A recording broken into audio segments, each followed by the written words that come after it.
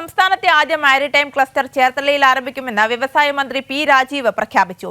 Maritime മേഖലയിലുള്ള സ്വകാര്യ കമ്പനികളുടെ പങ്കാളിത്തത്തോടെ മാരിടൈം ഉപകരണങ്ങൾക്കായുള്ള ടെസ്റ്റിംഗ് ലാബ് തുടങ്ങുന്നത് പരിഗണിക്കുമെന്നും മന്ത്രി പറഞ്ഞു.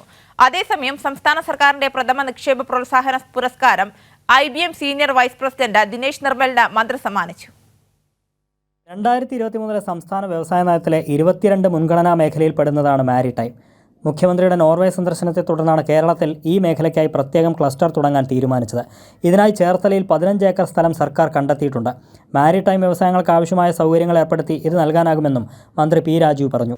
6 മാസത്തിനുള്ളിൽ തന്നെ അതിൻ്റെ അലോട്ട്മെൻറ്റ് ആരംഭിക്കും.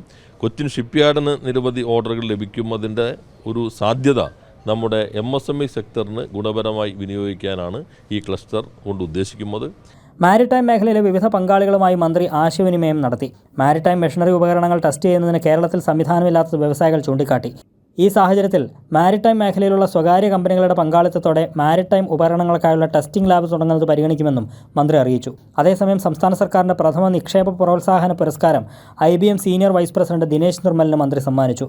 IT പ്രൊഫഷണലുകൾ തിരികെ കേരളത്തിലേക്ക് വരുന്ന വിപരീത കുടിയേറ്റമാണ് നടക്കുന്നതെന്ന് ദിനേശ് നിർമ്മൽ ചൂണ്ടിക്കാട്ടി.